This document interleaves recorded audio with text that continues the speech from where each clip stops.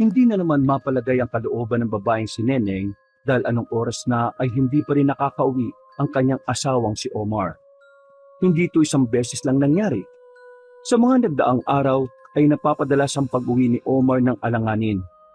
Nababahala si Neneng na baka kung ano na naman ang napasukan nitong gulo. Lumabas na siya ng bahay dahil hindi na rin ito nakatiis. Hinanap niya ang asawa sa mga lugar na maaari nitong puntahan. Pero hindi niya yun makita sa kanilang baryo. Nakasalubong niya sa paglalakad si Carlo, ang kababata ng kanyang asawa. Nilapitan niya agad ito at nagbabaka sakaling may nalalaman ng lalaki kung nasaan si Omar. Carlo, nakita mo ba si Omar? Anong oras na kasi wala pa rin eh. Parang hindi ka naman nasanay sa asawa mo. Uuwi rin yun. Pero alam mo kung nasaan. Ewan ko, wala akong alam. Carlo, alam ko naman na may alam ka kasi magkababata kayo. Sabihin mo na sa akin kung saan siya tumatambay para alam ko na kung saan siya susunduin. Wala nga akong alam. Oo, magkababata nga kami pero hindi na gaya ng dati yung pagkakaibigan namin. Ang tagal niya sa Maynila eh. Pag uwi niya rito, hindi na kami gaanong nag-uusap. Kapag nagkakasalubong lang kami, doon lang kami nakakapag-usap. Pero para malaman kung ano yung mga ganap niya sa buhay niya, wala na akong balita. Ah, ganun ba? Pasensya ka na. Ano naman ba yung nasa braso mo? Wala to. Ano lang yan? Dumi. Anong wala? Nasaktan ka na naman ba ng asawa mo? Nako, hanggang kailan ka ba magtitis dyan sa asawa mong si Raulo? Neneng, sinabi ko na sa'yo, malaki na ang pinagbago ni Omar mula nang mapatpad siya sa Maynila. Kung di naman siya napatpat sa Maynila hindi naman kami makakakilala. Mas maiging ang hindi na lang sana kayo nagkakilala kesa namang ginaganyan ka niya. Hindi tayo masyadong close pero naaawa ako sa iyo Kasi hindi naman deserve ng mga babae ang ganyan. Matanong nga kita, bakit hindi mo ba maiwan-iwan yan si Omar na yan? Mahal ko si Omar. Siya na lang ang meron ako. Hindi na pagmamahal yan, Neneng. Katangahan na yan. At kaya ka lang naman nananatili sa kanya kasi siya na lang ang meron ka Wala ka na mapupuntahan. Pag-isip-isip ka nga, Neneng. Anong pipiliin mo? Makasama si Omar sa impyernong buhay o iwan siya at magpagala-gala ka sa lansangan na may kalayaan? Hindi na nakapagsalita ang babaeng si Neneng. Nabigla din kasi siya sa mga sinabi ng binata. Hindi naman kasi sila talaga magkaibigan. Nakakausap niya lang ito minsan. Kaya hindi niya talaga inaasahan ng mga narinig niya. Bumuntong hininga si Carlo. Kumakamot na lang ito sa ulo. Tila napagtanto rin ng lalaki na masyado siyang magpasalinya ng kanilang pagkakakilala. Pasensya ka na Masyado yata akong maraming sinabi. Nakakalimutan ko, hindi naman pala tayo close. Pero hindi ko pinagsisisihan ng mga sinabi ko Pakiramdam ko kasi, minsan, kailangan mo rin makarinig ng ganun mula sa ibang tao. Ayos lang naman sa akin. Kahit papaano papasalamat ako kasi pakiramdam ko concerned ka. Concern naman talaga ako sa'yo. Nung una mo palang dating dito sa amin, nang tumira ka dito ng ilang araw. Kasi, sira ulo yung asawa mo Kahit naman papaano, siguro may karapatan naman akong maging concern sa'yo. Kasi, concern din naman ang pamilya ko sa'yo Maraming salamat Basta kapag kailangan mo ng tulong, lumapit ka lang kina mama o kaya sa akin. Tumango na lamang si Neneng. Naglakad na rin ang lalaki palayo. Noong mga sandaling yon, ay napangiti na lamang siya na mapait. Naisip na lang niya bigla na sana kapareho ni Omar si Carlo. Na sana ganun din katino ang kanyang asawa. Napapiling na lamang ang babae. Alam niya kasing malabong mangyari yon. Para sa kanya, wala nang magbabago sa ugali ni Omar. Sapat na sanang dahilan nito para umalis siya. Pero wala siyang matutuluyan at iniisip niyang baka walang sumalo sa kanya. Bumalik na lamang siya sa bahay nila. Naghintay siya sa harapan ng pintuan. Makalipas lang ang halos isang oras, nakita niyang naglalakad na pauwi ang kanyang asawa. Pagpasok pa lang ito sa bakuran ay agad na niya itong sinalubong. Omar, saan ka galing? Alauna na Kanina pa kita hinihintay eh. Huwag mo nga akong kausapin. Mainit ang ulo ko. Mainit ang ulo mo? Bakit? Natalo ka na naman ba sa sugal? Aray! Kahit na madalas naman nang masampal ni Omar ang babae, ikinagulat pa rin yun ni Neneng. Halos maalog kasi ang utak niya sa lakas ng pagkakasampal sa kanya. Pagtingin niya sa lalaki, ay nandidisit na naman ang mga mata nito. Hinawakan siya sa magkabilang balikat at malakas na idinikit sa dingding. Kapag sinabi kong wag mo muna akong kausapin, wag mo akong kausapin! Mainit na ulo ko eh! At oo, natalo ako sa sugal. Kasi ikaw malas sa buhay ko eh! Aray ko naman, Omar. Nasasaktan ako. Kung natulog ka siguro na maaga, baka umuwi pa ako ng good mood. Kahit natalo ko. Wala ka na nga silbi sa kama. Palagi mo pa akong binubwisit. Tama na. Ang sakit na ng pagkakahawak mo. Padabog siyang binitiwan ni Omar. Muntikan pa siyang matumba pero buti na lang ay dumating ang ina ni Omar. Si Aling Nora. Nasabi siya na matanda. Nilapitan naman agad ni Aling Nora ang anak nito at saka sinampal na malakas. Ano na naman tong ginawa mo? Para ka na naman bata na nagmamakpal ah. Hindi ka ba nahihiya sa mga kapitbahay mo? Palagi mo nalang pinaririnig na violente kang tao. Hindi kita pinalaki ng ganyan, Omar. Kaya ayusin mong ugali mong yan. Hindi na nakapagsalita si Omar. Bumuntong hininga na lamang ito. Tanging ang ina na lang talaga nito ang nakakapigil sa pagiging siraulo nito. Ilayo niyo na yung babae niya sa akin. Baka kung ano pang magawa ko dyan. Neneng, sabay ka na lang muna matulog. Baka mamaya bukas patay ka na rito dahil sa siraulong lalaking ito. Hinawakan na siya na matanda sa braso at inilabas sa bahay na yon. Hindi naman kalayuan ang bahay ni Aling Nora mula roon. Kaya agad din naman silang nakarating doon. Pinaupo na muna siya sa gilid at binigyan ng malamig na tubig. Tulala ang babae habang nakatingin sa baba. Mabuti na lang talaga ay nariyan ng kanyang biyena. Hindi sila malapit sa isa't isa ni Aling Nora. Pero mula nang dumating siya roon, ito na ang parang itinuring niyang ina. Ito rin kasi ang madalas na nagtatanggol sa kanya kapag tinotopak si Omar. Ilang beses na rin siya nitong niligtas sa pananakit ng lalaki. Hayaan mo. Bukas kapag nahimasmasa na siya, kakausapin ko siya. Huwag na po, Nay. Baka kayong dalawa naman na mag-away. Hindi pwede yung ganyan eh. Alam mo ba kung bakit ako nakipaghiwalay sa tatay niyan? Kasi nananakit. Kaya hindi ko matitiis na manakit siya ng ibang tao. Lalo na kung asawa pa niya. Nay, ayoko lang naman na masira ang relasyon niyong mag-ina. Ano ka ba naman? Diyan pa talagang iniisip mo? Sinasaktan ka na nga. Isipin mo ang sarili mo. Kahit na anak ko yang si Omar, hindi ako papayag na ganyan. Konting-konti na lang ipakukulong ko na yan. Opo, kapag ginawa po ninyo yan, masisira po ang mga pangarap naming dalawa. Pangarap? May pangarap pa bang sinaulong yon? Diyos ko, ang lala mo na, Neneng. Ganun mo ba talaga kamahal ang anak ko? Kaya kahit basurang ugali niya nagagawa mo pang pagtiisan? Sobrang mahal ko po si Omar. Siya po ang buhay ko. Napahawak na lamang sa noo ang matandang babae. Umupo na rin ito sa harapan niya at bumuntong hininga. Tumingin sa kanya ng seryoso. Nararamdaman ni Neneng ang malasakit sa kanya ng kanyang biyanan. Lumito ka na muna ng ilang araw. Huwag ka na munang babalik doon hanggat hindi ka sinusundo rito ni Omar. Pero paano po siya? Hayaan mo siya. Matuto ka namang magpakipot. Dito ka na muna sa bahay.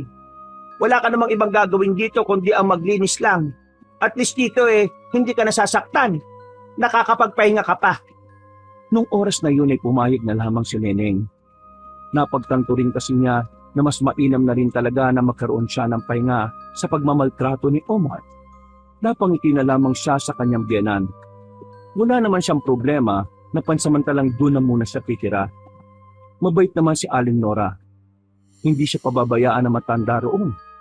Ang tanging iniisip na lamang niya ay ang mga kababalaghan na nangyayari sa kanya kapag doon siya natutulog. Dati kasi ay natulog din siya roon sa parehong dahilan. Palagi siyang nakakarinig ng mga taong bumubulong na parang nag-uurasyon. Nagigising siya bigla dahil doon. Pag tinitingnan naman niya ang labas ng bahay, Wala naman doon ang pinanggagalingan ng mga naririnig niya. Kaya ang iniisip niya noon ay panaginip lamang yon. Pero ang hindi niya maintindihan ay kung bakit yun palaging pumapasok sa panaginip niya sa tuwing naroon siya. Paano? Dito ka na muna. Saan naman po kayo pupunta ngayon, Nay? Mag-aalas 2 na, oh. Makikipagkita ko kay Konsehal, yung ninong ng asawa mong si Raula. May napag-usapan kasi kami tungkol sa gagawin niyang kampanya bukas. Sideline yon. Sayang din naman. Tumango na lamang si Neneng. Nagmamadali nang makaalis si Aling Nora. Pumasok na lamang siya sa isang silid na bakante. Ang silid na yon ay dati nilang kwarto ni Omar nung bago pa lamang sila sa lugar. Hindi pa lang matulog, Pete.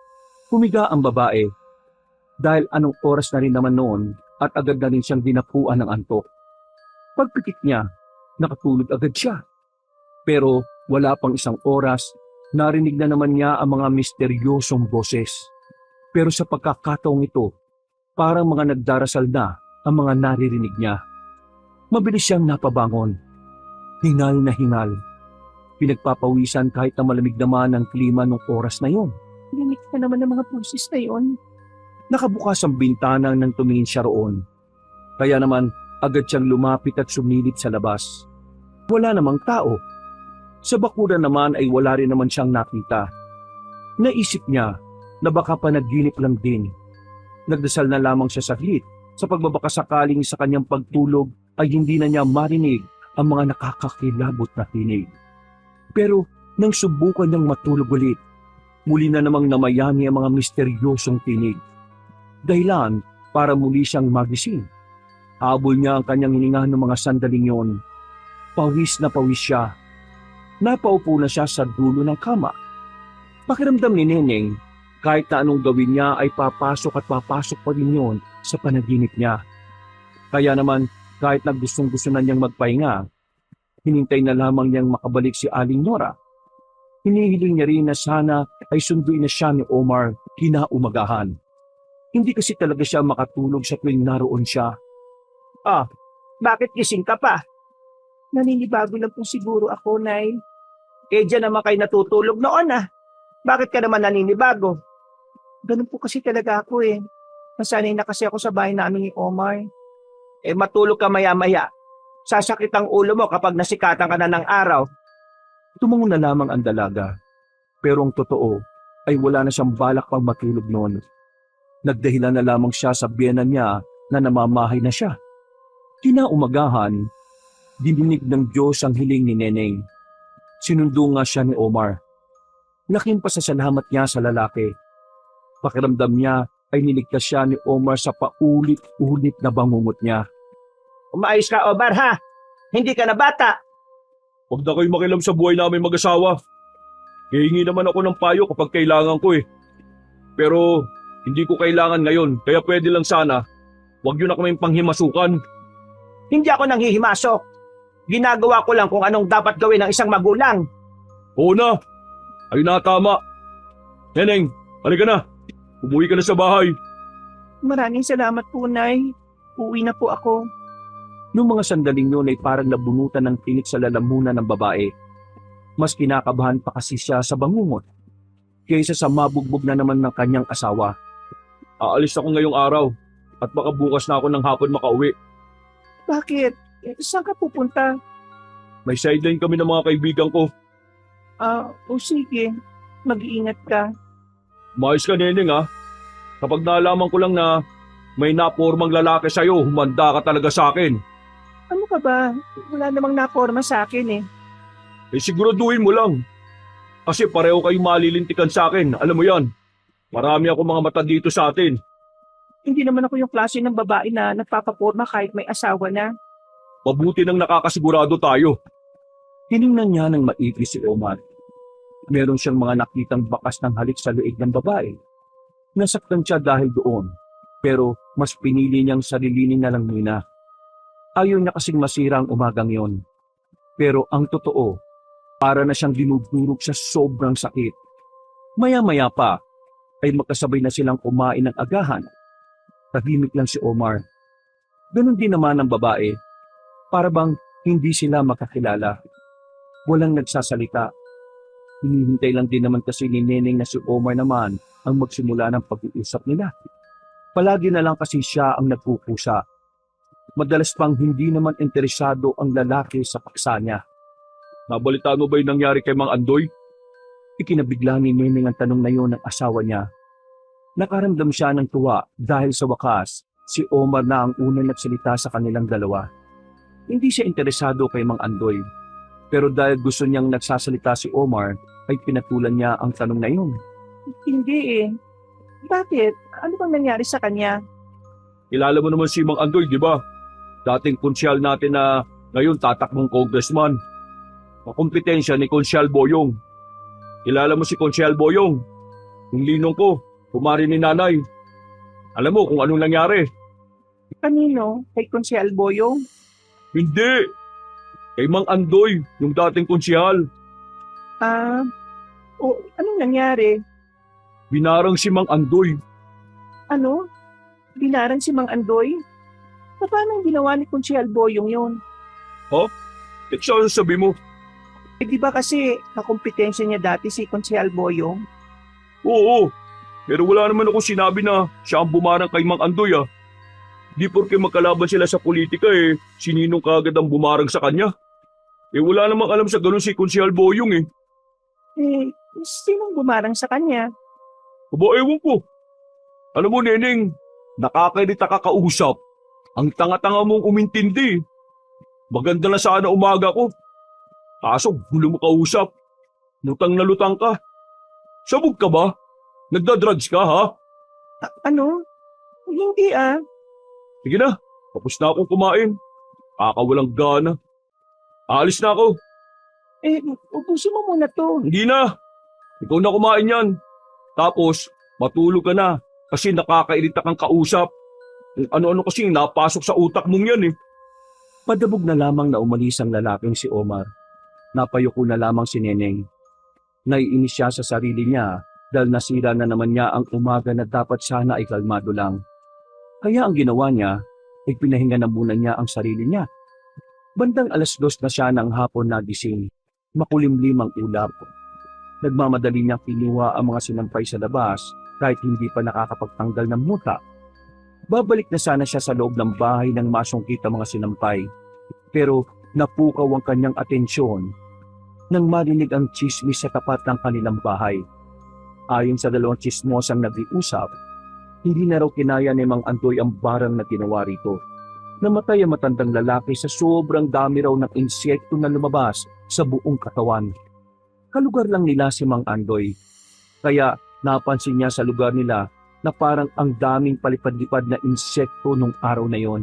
Pagsapit ng gabi, itinuon na lamang niya ang sarili sa paglalaba. Wala rin naman kasi si Omar.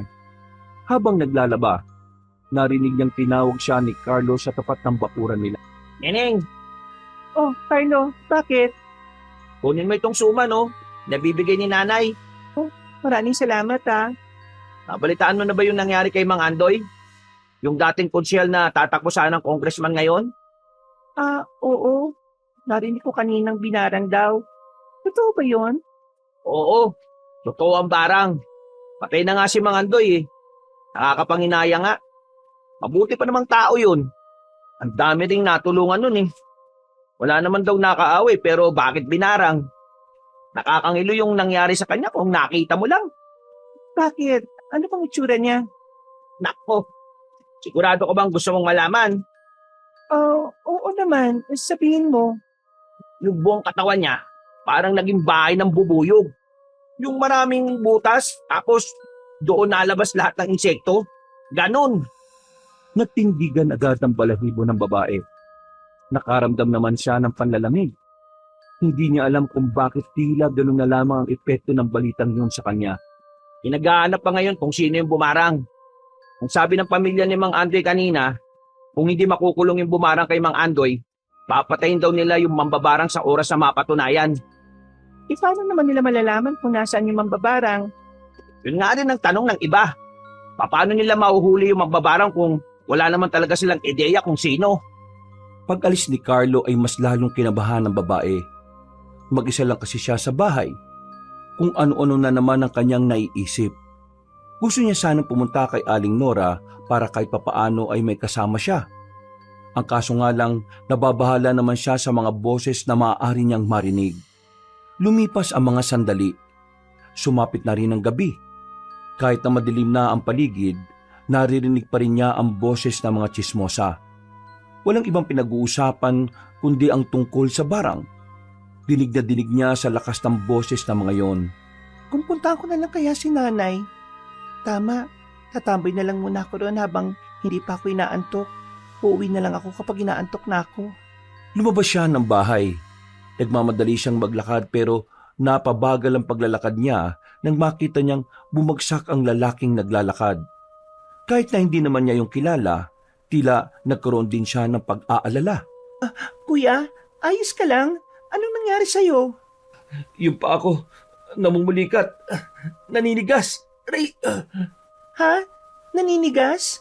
oo, matigas. Aray, Ano gagawin ko, kuya? pwede pakiaplos mo? Haplusin? Ganun ba yon? Sige na, ilutin mo, pakiusap. Oo, ito na. Sabihin mo kung tama na. Noong mga oras na yon, ay hindi rin alam ng babae kung bakit ganun na lamang ang pagmamalasakit niya sa lalaking yon. Ginawa niya ang pinag-uutos nito at kalaunan, unti-unti na rin namang naging maayos ang binti ng lalaki. Nakahinga ng maluwag si Neneng. Nang makita niyang nasa maayos na kalagayan na ang binata, napabuntong hininga na lamang siya. Ano? Ayos ka lang ba? Oo, ayos na ako. Maraming salamat ha. Kung ipatingin mo na kagad niya sa ospital, kuya, parang ang lala eh. Hindi naman. Ganito talagang nangyayari sa mga binti ko kapag buong araw akong naglalakad. Kailangan lang talagang hilutin ito. Ganun ba? Kung ayos ka na, tutuloy na ako ha. Benjo nga pala. Benjo ang pangalan ko. Pinsan ako ni Carlo, kung kilala mo siya. Pinsan ka ni Carlo? Oo, kilala ko si Carlo. Pero hindi nga lang kami close. Tingnan mo nga naman. Ano palang pangalan mo? Neneng ang tawag sa akin ni Carlo. Neneng?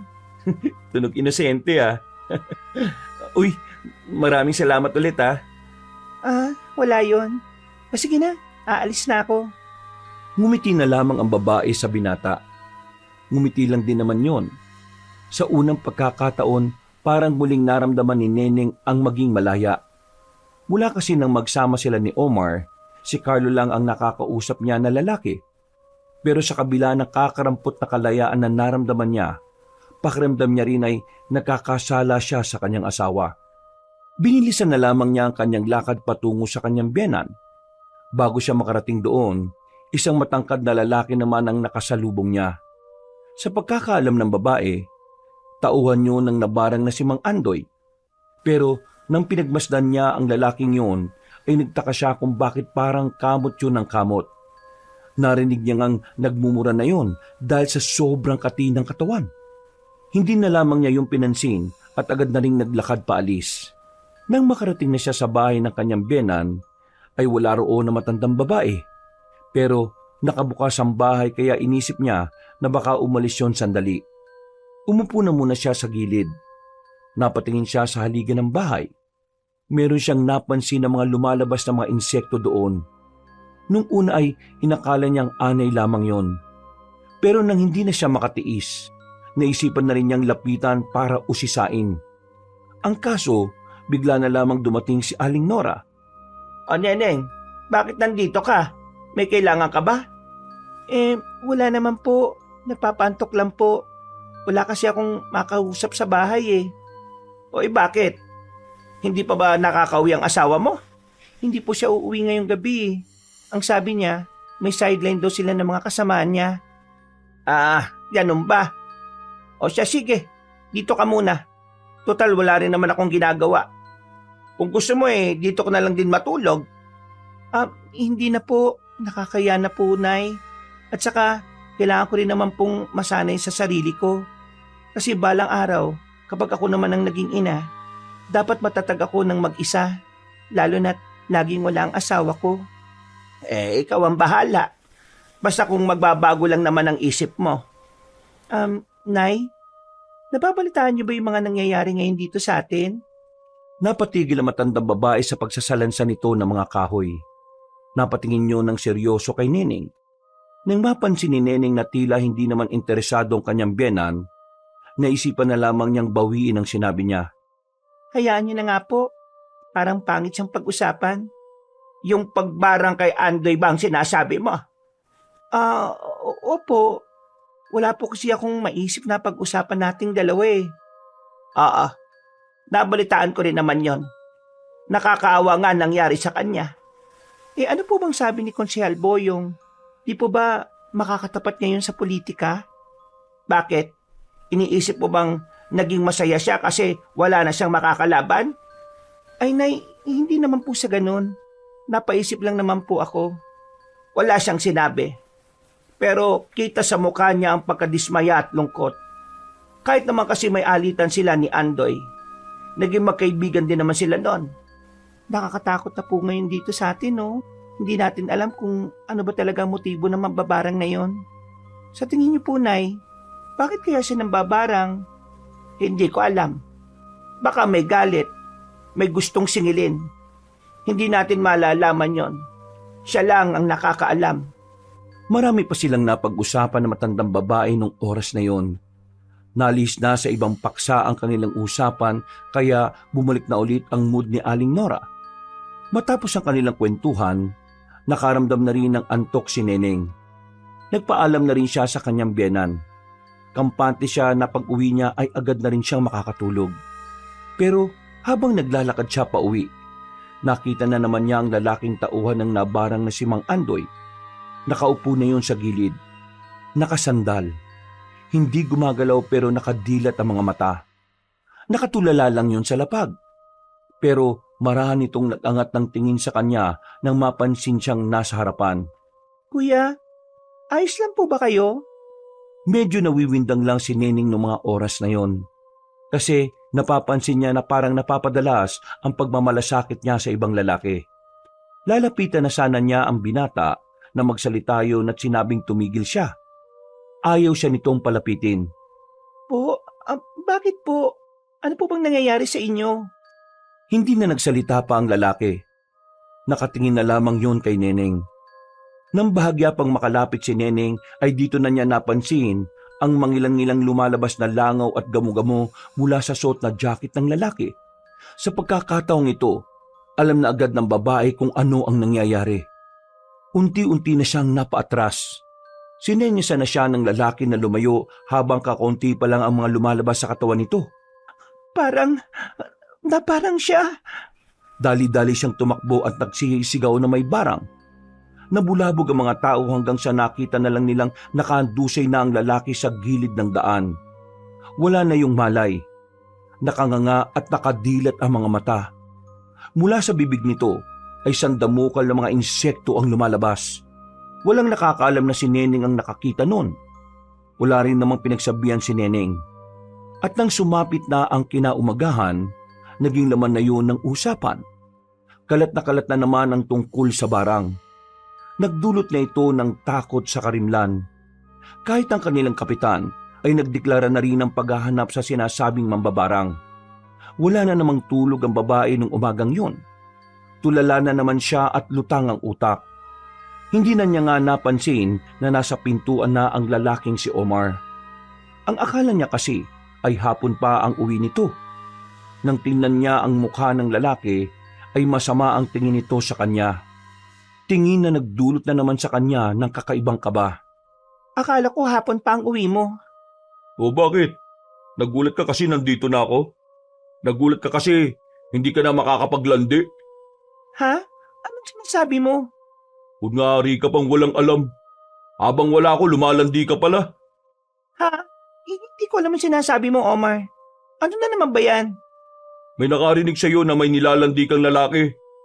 Ang sabi pa nga ng lalaki, pinapahaplos at pinapahilot pa niya sa'yo yung matigas. Parang sarap na sarap pa raw yung lalaki habang ginagawa mo yun eh. Hindi yung ganun. Mali yung nakarating na chismis sa'yo, Omar. Wala naman akong ginawang mali o masama. Tinulungan ko lang yung lalaki kasi parang mamamatay na siya sa pulikat niya sa binti. Sinungaling ka! Kala mo magagawa mo ako lokohin? Hindi ako pinanganak kahapon, Neneng. Wala ka naman sa akin, oh. Wala naman talaga akong ginagawang masama eh. Kung ano man ang mga narinig mo, hindi yun totoo. Dinagdagan na nila yon. May magagawa ba kaming milagro kung nasa gitna kami ng kalsada? Hindi na naituloy ng babae ang kanyang pagsasalita nang bigla na lang siyang dakmain sa ulo ng lalaki. Galit na galit ito sa kanya. Hinila ang buhok niya at isinubsob sa lababo na meron pang mga hugasin. Bigla rin siya nitong sinampal na malakas at sinuntok sa sikmura. Takot na takot ang dalaga. Parang mas natatakot pa siya sa asawa niya kaysa sa mga nangyayari na mga barang-barang. Yan ang napapala ng mga malalandi. Buwisit ka. Habang ako nagpapakabagod ako sa trabaho, ikaw naman wala kang ibang ginawa kundi ang lumandi. Bakit ang lakas ng loob mo, ha? Dahil ba kinakampihan ka ni nanay? Ha? Tama na, Omar. Tama na. Nakikiusap ako sa'yo. Kapag malaman lamang ko kung sino yung lalaking yun, baka hindi ako makapagpigil dyan. Baka mapatay ko siya, kasama ka. Napasiksik na lamang ang babae sa sulok ng bahay. Takot na takot siya habang yakap ang sariling tuhod. Hindi niya kayang tumingin sa mata ng kanyang asawa dahil labis ang panlilisik ng mga mata nito. Ang tanging nagawa na lamang niya ay manalangin na sana mapagod na rin si Omar sa pananakit sa kanya. Subukan mo lang na lumandi ulit. Baka hindi lang yan ang mangyari sa'yo. Eh bakit ikaw? Bakit ikaw pwede? Ano? Bakit ikaw? Pwede ka mambabae. Tapos ako, may tinulungan lang ako, bawal na. Hindi ka patas, Omar. Bakit? Nakita mo ba ako lumandi? May nakakita ba sa akin? Wala! Walang nakakita at walang ebidensya. Kaya wala kang karapatan na paratangan ako ng ganyan. Hindi ako kagaya mo nagagawa ng kalandian tapos kapag may nakahuli akala mo kung sinong birhen na inosente. Pakawala mo na lang ako. Anong sinabi mo? Pakawala mo na lang ako. Kung sa tingin mo wala na akong silbi sa buhay mo. Tumigil ka nga sa drama mo. Anong pakawalan? Nakakulong ka ba? Dami mong alam. Marami ka pang gagawin bilang asawa ko, no? At kung gagawin mo lang ang mga yun ng maayos at walang halong katarantaduhan, wala naman tayo magiging problema eh. Mahal mo ba ako? Tumigil ka na! Mahal mo ba talaga ako? Sinabi nang tumigil ka na eh! Hindi na nagsalita pa si Neneng nang makita niyang kumuha na ng pamalo ang asawa niya. Mas lalo siyang natakot at lalong isiniksik ang sarili sa sulok. Mga ilang sandali lang ay nagsawa na rin ang lalaki sa pananakit sa kanya. Padabog niyong pumasok sa loob ng kwarto. Ang tanging na lamang nagawa ni Neneng ay ang umiyak. Pero mga bandang 10:00, kinailangan niyang lumabas ng bahay para bumili ng kanyang iluluto. Habang naglalakad, pinagtitinginan siya ng mga tao. Kitang-kita kasi ang mga pasa niya. Pinagbubulungan siya ng mga tsismosa. Pero wala siyang pakialam. Nakatingin lang siya sa baba. Nakatulala. Pero natauhan siya nang mabangga niya si Carlo. Kasama nito ang lalaking si Benjo. Napatingin siya ulit sa baba para itago ang pasa niya sa muka. O Neneng, sinaktan ka na naman ba ng siraulong yun, ano? Bakit? Sino bang gumawa niya sa kanya? Yung kaibigan ko na asawa niya. Nananakit ng asawa yun eh. Miss, di ba ikaw yung tumulong sa akin kagabi? Bakit ka ginaganyan ng asawa mo? Hindi ka dapat napayag ng ganyan. Dapat ipakulong mo yung siraulong yun. Aalis na ako. Pasensya na. Iiwas ka na naman tutulungan ka na nga. Bakit ba pinoprotektahan mo pa rin yun? Parang gusto ka na nga niyang patayin eh. Hayaan niyo na nga ako. Hindi na niya kinausap ang magpinsan. Nagmamadali na siyang naglakad at saka nagtungo sa palengke. Pagkarating niya roon, usap-usapan pa rin ang nangyari sa lalaking binarang. Ayon sa mga tinig na naririnig niya, ramdam niya ang pagkabahala at takot sa mga yon. Pilit niyang inaalis sa isipan ng mga naririnig. Pati na rin ang itsura ng lalaking iniwan niya. Tumatak kasi yon sa kanyang memorya. Detalyado niyang naaalala ang senaryo. Nagtitindigan ng kanyang balahibo kapag naaalala niya kung papaanong lumabas sa mga langaw at kung ano-anong insekto sa katawan ng biktima. Nakapagluto naman na maayos si Neneng kahit na ang gulo ng kanyang utak. Pagdating ng hapon, iniwan na naman siya ng asawa niya Dumating naman si Aling Nora. Ah, may pasada naman yung mukha mo. Wala po yan, Nay. Sinabi na sa akin ni Omar ang nangyari. Wala po akong nilalandi, Nay. Kilala niyo ako. Hindi ako ganong klase ng babae. Tayong mga babae, kagaya ng mga lalaki, dumarating din tayo sa punto ng buhay natin na minsan natutokso din tayo. Pero Neneng, palagi mo lang tatandaan na meron tayong sinumpaan sa Diyos nang tayo ay ikasal. Kaya dapat palagi natin sinasaalang-alang yon. Nay, hindi naman po totoo na nagtaksil ako eh. May lalaking namulikit ang paa at kailangan niyang matulungan. Kasi kung hindi, baka umakit ang pulikat niya pataas. Delikado po yun kaya tumulong ako. Wala po akong ginagawang masama, Nay. Nasa gitna kami ng kalsada. Sabihin na natin wala ka nang ginagawang mali. Pero ikaw pa rin ang dahilan kung bakit nakapag-isip ng ganun si Omar. Ibig ko lang naman sabihin, umiwas ka sa mga taong pwedeng magdulot ng pag-aawayan nyo ng asawa mo. At yung mga pananakit niya sa'yo, ako nang bahala sa kanya. Bakit pakiramdam ko, kasalanan ko nangyari, Nay? Kasalanan mo talaga. Kasi kung hindi ka na sana lumabas kagabi, wala namang mangyayaring ganon. Natamimi na lamang si Neneng. Nanibago siya sa ugali ng kanyang biyenan. Pakiramdam niya kasi ay bigla na lang yung nawala ng pakialam sa kanya. Pakiramdam niya ay hindi yung naniniwala sa sinasabi niya. Umalis sa matandang babae. Naiwang natulala si Neneng. Pakiramdam niya kapag tumagal pa na kasama niya si Omar, unti-unti na rin siyang masisiraan ng bait. Sumasabay pa ng sumasabay ang mga nangyayari sa kanilang baryo.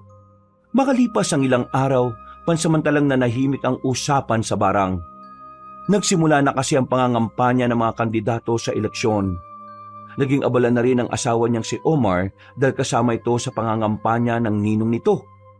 Dahil sa madalas na wala si Omar sa bahay, kahit na papaano ay nakakatikim ng kaunting kapayapaan ng babae. Walang naninigaw, walang nananakit.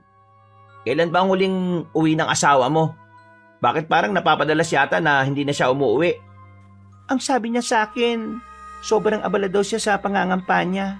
Kaya hindi ko na lang din siya inaabala kasi ang gusto ko, tahimik dito sa amin. Pasensya na kayo kung inabala ko pa kayo ah. Hindi ko kasi talaga kayang ayusin ang washing machine na yan eh. Kailangan ko na kasing maglaba. Pasira-sira naman kasi yung washing machine na yan eh. Ayos lang naman. Marunong naman ako nito eh. Sandali lang to. Maiba tayo, Benjo. Alam niyo ba ni Mang Isko kung sino ang mambabarang? Hanggang ngayon, nahihirapan pa rin kaming malaman kung sino. Magaling yung mambabarang eh. Parang biyasang-biyasa na siya. Yung dalawa niyang biktima, talagang wala kang makikitang bakas niya ron eh. Si Mang Isko, nahihirapan. Batikan na albularyo yun ha. Yun na nga ang punto ron. Kapag si Mang Isko nahirapan, ibig sabihin, hindi basta-basta yung mambabarang. Yung huling biktima, Oh, bakit Neneng? nadaanan ko siya bago siya tuluyang sakupin ng mga insekto. Gusto ko siyang tulungan pero sinabihan niya lang ako na umalis. Pakiramdam ko kasalanan ko kung bakit siya namatay eh. Pinagsasasabi mo. Wala kang kasalanan dun. Kasalanan nyo na mambabarang. Lintik na mambabarang yan oh. Bakit kaya siya nambabarang dito? Ano kaya ang motibo niya? Malalaman din natin yan. Bukas, makakausap ko na si Mang Isko ulit. Baka hindi na siya abala. Nasa kalagitnaan ng pag-aayos ng washing machine ng dalawang binata nang biglang dumating naman si Omar. Salubong ang kilay nito pagpasok pa lang ng bakuran. Masama ang tingin nito kay Neneng pati na rin kay Benjo. Oh, nakauwi ka na pala. Anong ginagawa niyo rito? At sino yan? Ginagawa namin to, yung washing machine nyo. Pinapayo sa amin ng asawa mo kasi wala siyang magamit. Sisira-sira eh. David daw niyang lalaban pa. Ako si Benjo. Umalis na kayo rito! Okay naman. Pinapayos ko lang naman sa kanila yung washing machine kasi wala akong magamit eh. May sugat na yung kamay ko oh. Hindi ako makapagkusot. Kailan pa kita sinabihan na pwede ka magpapasok ng ibang lalaki sa bahay natin, ha? May natatandaan ka ba? Uy, Omar, parang hindi mo naman ako kilala. Makababata tayo. Ano kala mo sa akin? Wala akong tiwala sa'yo. At lalong-lalo na dyan sa kasama mong lalaki na yan. Walang tiwala no? Galit yata sa sariling multo. Anong sinabi mo? Nag-aangas ka ba rito? Pre, huwag si Benjo. Hindi mo kakayanin yan. Balis ka dyan! Nilapitan ni Omar si Benjo at hinawakan nito sa kwelyo. Dinikit ni Omar ang lalaki sa pader ng bahay nila. Nang subukan namang awatin ni Neneng ang asawa nito, tinulak lang siya ni Omar ng malakas. Natumba si Neneng at nauntog pa ang ulo sa kanto ng kahoy sa lamesa. Dahil sa nangyaring yun, hindi na nakapagpigil pa si Benjo. Pinalagan na nito si Omar. Sinuntok ni Benjo si Omar ng malakas na naging dahilan para mapasubsob naman yon sa lupa. Tumayo si Omar at nakipagsuntukan na rin. Hindi na rin inawat ni Carlo ang dalawa. Gusto rin naman kasi ni Carlo na makatikim ng sakit ng katawan si Omar. Batid ni Carlo na kahit anong gawin ni Omar ay hindi ito uubra sa suntukan kay Benjo. Pakiusap, awatin mo sila. Baka kung ano mangyari sa kanila. Sus, pabayaan natin sila.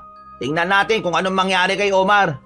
Minsan dapat patikimin mo rin ang hapdi ng katawan niyang asawa mo Nung mga sandaling yon ay walang nagawa si Neneng. Kahit na gusto niyang umawat ay pinipigilan naman siya ni Carlo. Lamog na si Omar sa mga sandaling yon. Hindi nito kinakaya ang maskuladong katawan ni Benjo. Maya-maya pa, napagod na rin ang dalawa. Si Omar na mismo ang lumayo kay Benjo. Dugo na ang labi nito. Nakatingin na rin ang lahat ng tao sa labas ng kanilang bakuran. Sakto namang dumating si Aling Nora. Nagalit ang matanda sa kanyang dinatnan. Ano nangyari dito? Omar, duguan ang bibig mo. Neneng, anong nangyari dito? Kayo ba yung ina ng taong yan? Oo, ako nga. Bakit? Ikaw ba ang bumugbog sa kanya? Ginawa ko lang ho yan dahil siya ho ang unang naging marahas. Pinsan ko po si Benjo. Wala po siyang kasalanan, Aling Nora. Nag-ayos lang kami ng washing machine dito Kasi itong si Neneng, maglalaba, wala magamit. May sugat kasi yung kamay niya dahil sa kagagawa ni Omar. Manahimik kang siraulo ka! Pre naman, alam mo naman sa sarili mo na ikaw ang may kasalanan Aminin mo na. Ang sabihin mo, nirereto mo si Neneng dito sa pinsan mo. Aling Nora, hindi po yan totoo. Nandito lang talaga kami para sa washing machine. Ito kasing pinsan ko may nalalaman sa mga wirings Kaya siya ang kinuha ko para makatipid din sa bayad si Neneng. Ito kasing si Omar, agresibo. Palibasa, gawain niya Tama na. Umalis na kayo para wala na tayong problema. Hindi mo man lang ba kakausapin yung anak mong barumbado na nananakit ng asawa? Tingnan yung asawa nito, ang daming pasa. Ano man ang pinag-aawayan nila ay wala tayong pakialam doon.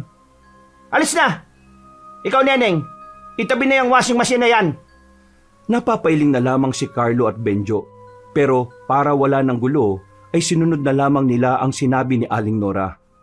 Nang masiguro naman ni Omar na wala ng dalawang lalaki, agad nitong hinila si Neneng papasok ng bahay.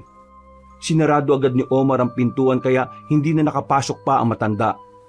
Kagaya ng inaasahan ng dalaga, bugbog sarado na naman siya sa kanyang asawa.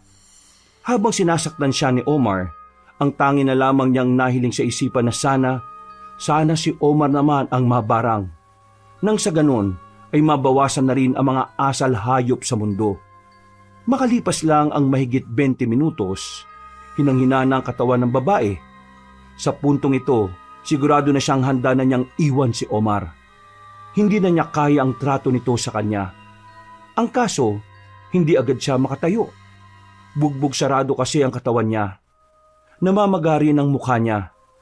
Pero si Omar, tila wala man lang konsensya na nararamdaman. Malapit na kitang mapatay. Kaya Neneng, huwag mo akong sagarin. Palayain mo na lang ako. Para ano? Para makipaglandian ka? Gusto ko pang mabuhay, Omar. Mais ka, Neneng. Hindi mo ako kilala kapag ako nagalit. Malakas na binagsak ni Omar ang pinto at umalis na naman ito sa bahay. Naiwang nakahiga si Neneng. Nahihilo na siya, pero pinipilit niya pa rin makabangon. Halos 1 oras din niyang pinagsikapan na makaupo. Sobrang sakit talaga ng katawan niya. Sa sobrang bugbog, hindi na rin niya namalayan na nawalan na pala siya ng malay. Paggising niya, mag-isa pa rin siya sa bahay. Madilim, tahimik. Medyo kinakaya na niyang makagalaw kaya nagkaroon na siya ng lakas na makatayo. Pero napahawak pa siya sa dingding dahil sa panghihina. Kailangan ko makaalis dito. Kailangan ko makalayo rito. Ayoko na. Aalis ako rito. Nilakasan niya ang kanyang loob. Kahit masakit ang buong katawan, ay sinikap niyang makapaglakad palabas ng bahay. Wala siyang dalang gamit na kahit na ano. Ang tanging nasa isip lamang niya ay takasan na ang impyernong kinasasadlakan niya. Una niyang naisip puntahan ay si Carlo. Iika-ika siyang naglakad patungo sa bahay ng lalaki. Pagdating niya, nakapatay ang ilaw sa loob. Ang sabi ng mga kapitbahay, umalis daw ang buong pamilya ni Carlo para sa isang binyagan. Mawawala na sana ng pag-asa ang babae, pero narinig niya ang tinig ng magpinsan na kararating lang. Oh, Neneng! Walang ya. Anong ginawa niya sa'yo? Tulungan niyo ako. Tara, halika sa loob. Agad nilang binuksan ang bahay. Sinarado nila ang pinto at dito na nakita ng dalawang lalaki ng mas malinaw kung ano ang sinapit ni Neneng. Awang-awa ang magpinsan, pero nangibabaw ang galit nila para kay Omar. Tarantado talaga si Omar oh. Ano, Insan? Birahin ko na ba? Wag. Ayoko na magkaroon pa ng gulo. Gusto ko na lang umalis ng tahimik. Eh, saan ka naman pupunta niyan? Dito ka na lang sa amin. Hindi pwede rito. Madadamay ang pamilya mo. Hindi ko alam kung saan ako pupunta pero bahala na ang Diyos sa akin. Tatawagan ko na lang si Mang Isko. Gagamutin niya ang mga sugat mo at pamamaga para mas madaling gumaling. Sandaling lumabas ang lalaki. Napapabuntong hininga na lamang si Neneng. Naganda naman ang pagkain si Carlo nang sa ganon ay maibalik kahit papaano ang lakas ng babae. Maya-maya pa ay dumating na rin ang matandang albularyo. Dala-dala nito ang mga panggamot. Wala nang sinayang na oras. Maraang ginamot ng albularyo ang mga namamagang parte ng katawan ng babae. Pinahiran ng kung ano-anong langis. At makalipas nga lang din ng 2 oras, nakaramdam na rin ng ginhawa si Neneng. Naigagalaw na rin niya ng maayos ang katawan niya. Kumusta pakiramdam mo, Iha? Medyo ayos na po. Mas bagaan kumpara kaninang nagising ako. Ang ulo mo, masakit ba? Konti pero hindi na po sobra. Ang ibig ko sabihin, yung loob ng ulo mo, may kumikurot ba? Wala naman po. Mabuti naman kung ganon.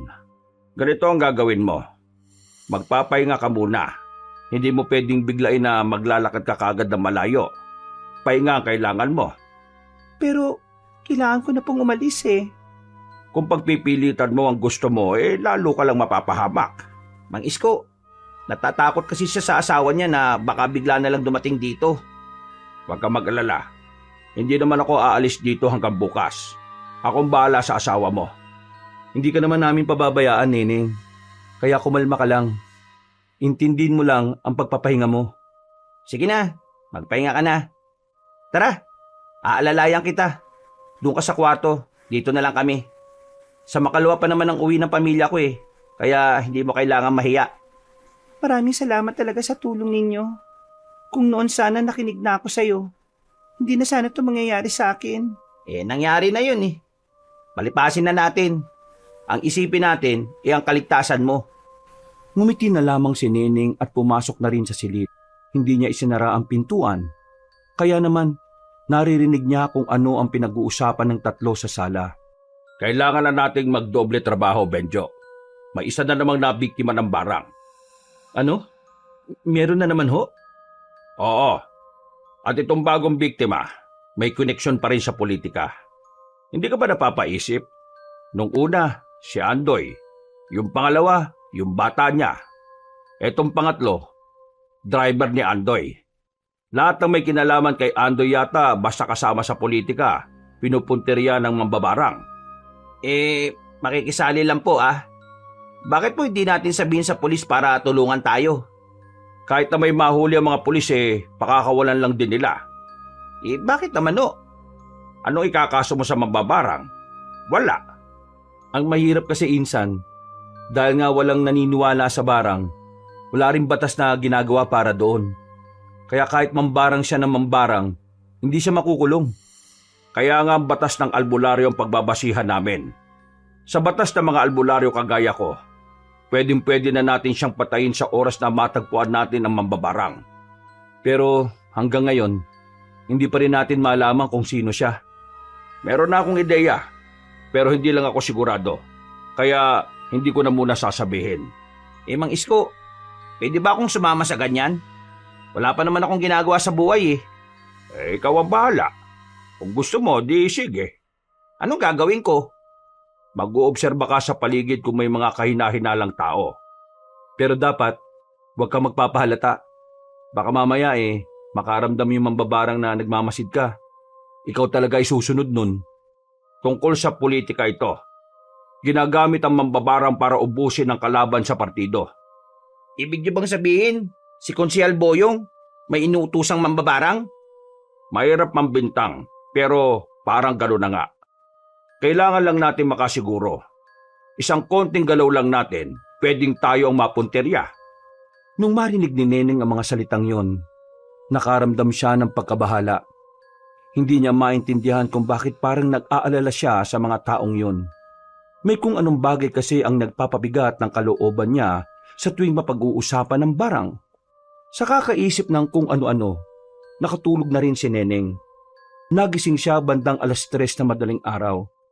Narinig na naman kasi niya ang mga tinig na naririnig niya kapag nasa bahay siya ni Aling Nora. Pagtingin niya sa sala, masarap na ang tulog ng 2 binata. Si Mang Isko naman ay ganun din na nasa kabilang banda naman ng sala. Nagtitindigan na naman ang kanyang balahibo. Pakiramdam niya kasi, inaakit siya ng mga naririnig niyang tinig. Hindi niya alam kung bakit siya lumalabas ng bahay ng oras na yun. Naramdaman niya na lang na parang kusa na siyang naglalakad. Natauhan siya na nasa harapan na siya ng bahay ni Aling Nora. May naririnig na siyang pamilyar na tinig na nagmumula roon. Dumaloy na ang kaba sa kanyang sistema. Marahan siyang naglakad palapit sa bahay.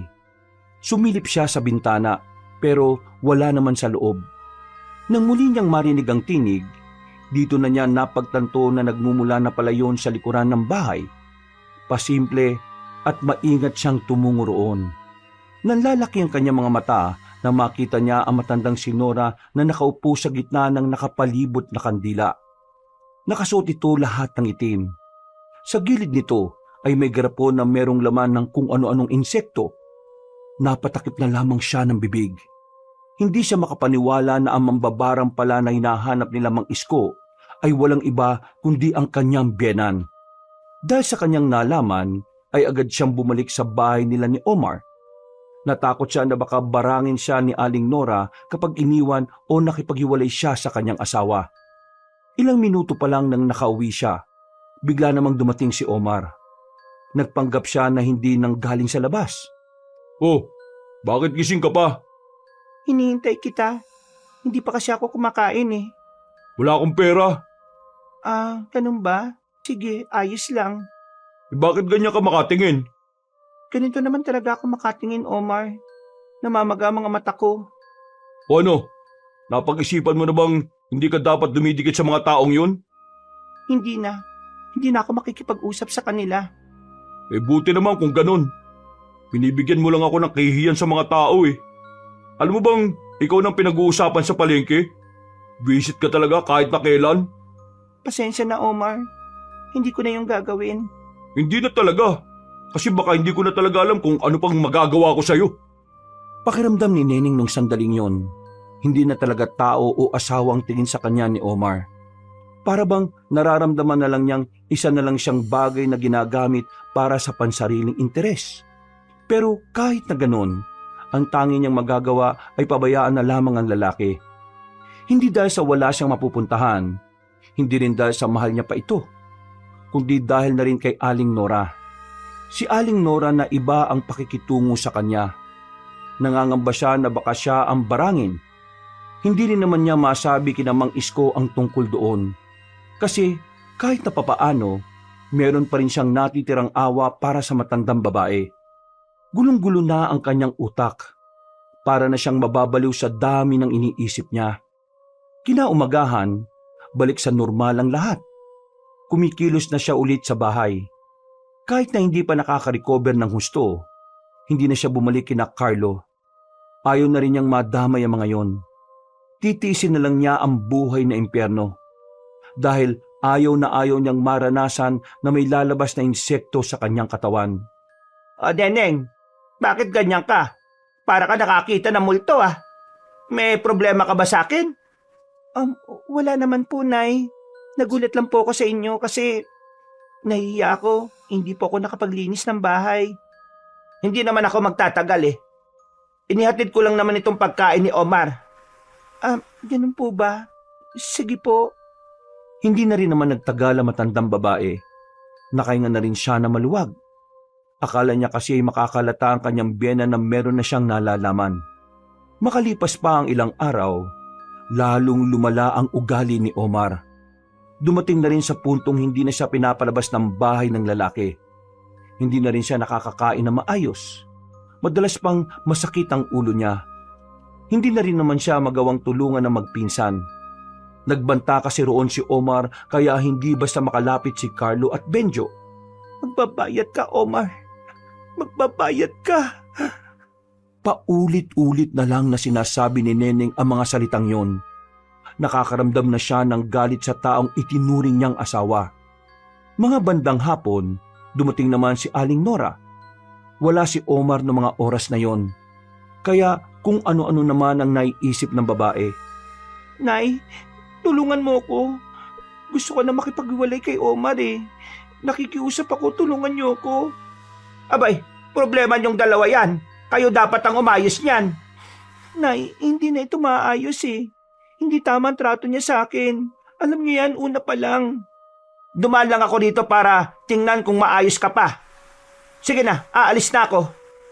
Mambabarang! Ano? Anong sinabi mo? Ikaw ang mambabarang sa baryong ito. Nang sabihin niyo ni Neneng, nanlaki ang mga mata ni Aling Nora. Tumingin-tingin pa ito sa labas para alamin kung may iba pang nakarinig sa kanilang pinag-uusapan. Anong pinagsasasabi mo? Kapag may nakarinig na iba, baka isipin nilang totoo ang sinasabi mo. Umayos ka nga, Neneng. Masarap bang kumita ng pera habang namamatay ang iba? Ikaw ang ginagamit ni Konsehal Boyong para lagasin ang mga kalaban niya sa politika. Wala kang kaluluwa.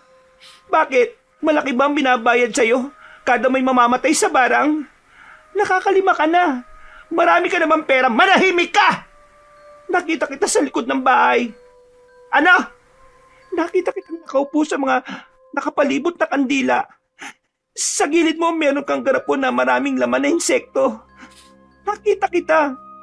Hindi ka makakapagsinungaling sa akin, Nay. Mayayari ka sa taong bayan kapag sinabi ko sa kanila na ikaw ang mambabarang. Kahit totoo o hindi, lahat ng tao dito magagalit sa'yo. Sinusundan mo ba ako lagi kaya mo nalaman yan? Hindi kita sinusundan, Nay. Kapag may ginagawa kang kasamaan, para kong hinahatak papunta sa'yo. Ngayon, mag-isip ka, mamili ka. Tutulungan mo ba ako o malalaman ng lahat kung ano talagang tinatago mong baho? Sige, anong kailangan mo? Pera? Oo, kailangan ko ng pera para makapagsimula na rin ako. Wala pa akong pera. Inubos na ni Omar. Kung ganon, isama mo ko dyan. Ano? Isama mo ko sa trabaho mo.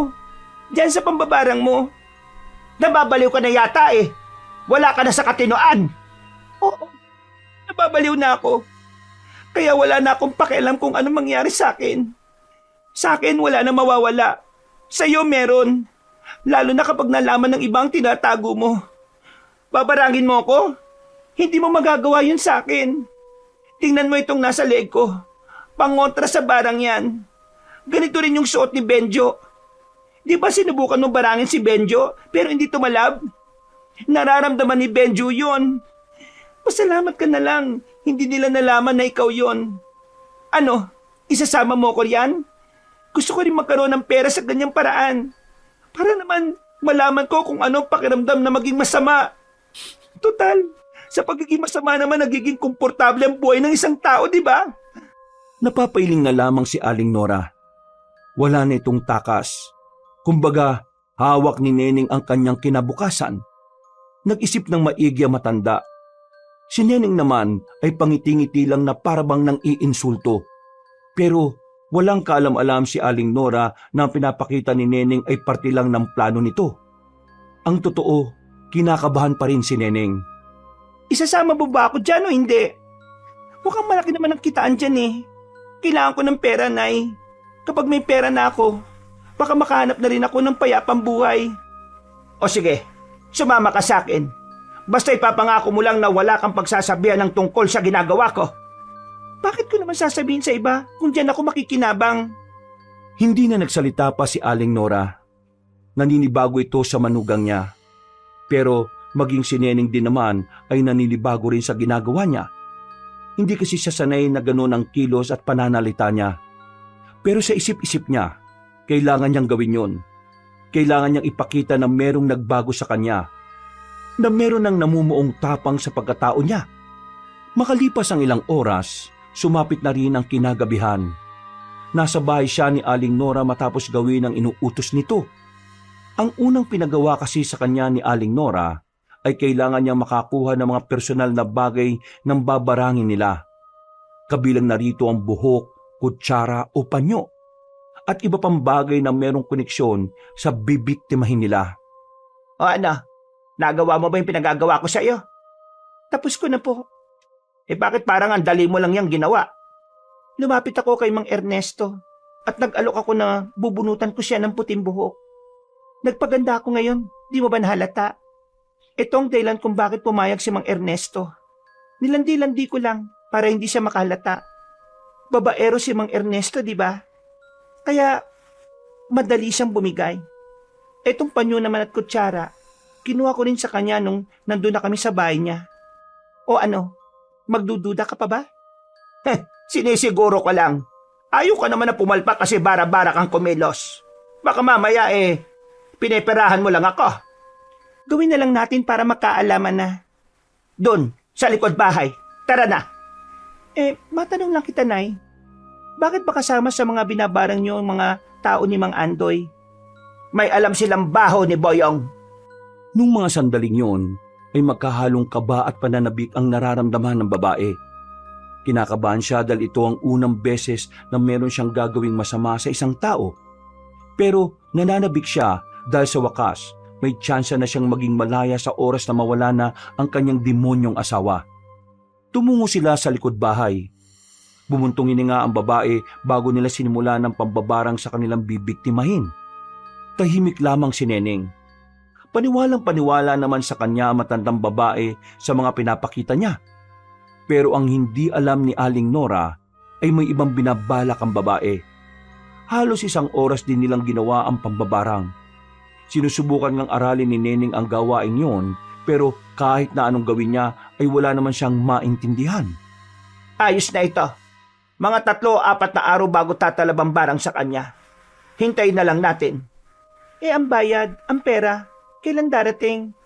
Siyempre, saka tayo babayaran kapag namatay na yung biktima. Nay, kailangan ko ng pera. Mamamatay ako sa gutom sa bahay. Hindi naman nagbibigay ng pera ang anak ninyo para makakain ako. Kung kailangan mo ng pera, sige, bibigyan kita ngayon. Hindi kasi tayo pwedeng kumuha agad ng pera hanggat hindi pa nangyayari ang ginawa natin. Napakukulipot naman ni Konsehal Boyong. Ano bang akala mo? Sobrang yaman ni Boyong.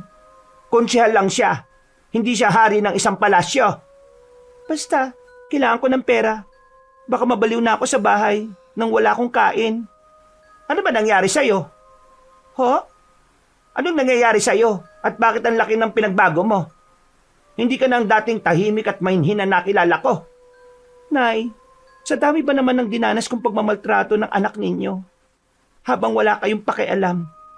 Tingin nyo, habang buhay akong mananatili sa dating ako? Nay, lahat ng tao nasasaktan, inaapi, inaabuso at binabasura, nagbabago. Huwag kayong umasa na matapos mong durugin ng isang tao kaibigan pa rin ang tingin niya sa'yo. Oo na, dami mo pang sinasabi. Eto na ang pera, kunin mo na. Inabot ni Aling Nora ang 1,000 piso. Agad naman tinanggap ng babae yon. Lihim siyang nakaramdam ng tuwa. Yung kasi ang unang pagkakataon na nagkaroon siya ng sarili niyang pera. Matapos ang kanilang usapan, nagmamadali na siyang umuwi ng kanilang bahay. Pagdating niya roon, inabutan siya ni Omar na may kausap na babae sa harapan ng kanilang bahay. Nakita niya pang hawak ni Omar ang kamay ng babaeng yun. Lumapit siya roon. Nagulat ang dalawa. Agad numalis ang babae na di hamak na mas maganda at perpektong katawan kaysa sa kanya. Si Omar naman, nanlalaki ang mga mata na hindi makatingin sa kanya. Pero ang ipinagtaka ni Omar, dinaanan lang siya ni Neneng. Walang pakialam sa babae. Ngumisi na nga lang ito.